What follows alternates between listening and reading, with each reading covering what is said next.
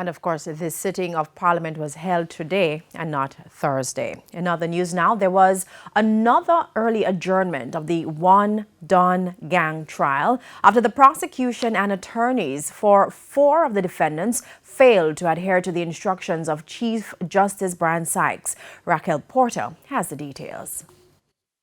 Less than 15 minutes into today's proceedings, Chief Justice Brian Sykes expressed annoyance and described the sitting as a grand waste of time. This after attorney Gavin Stewart sought the assistance of the registrar to examine an admissions logbook from the Horizon Adult Romance Center. Mr. Stewart made the request while soliciting evidence from a staff officer who testified that defendant Pete Miller was at the facility on March 7, 2017 before he was taken to the Kingston and St. Andrew Parish Court.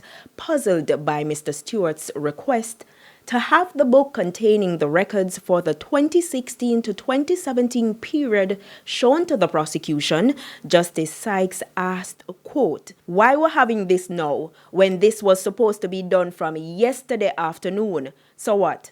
Are there records that haven't been seen?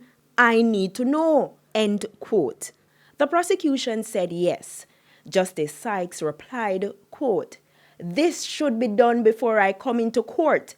This passing around now is wasting time," end quote. The prosecution responded, "My lord," but that was all he was able to say as he was stopped in his tracks and the Chief Justice adjourned the matter till Wednesday. He again insisted that the attorneys examine all records before coming to court.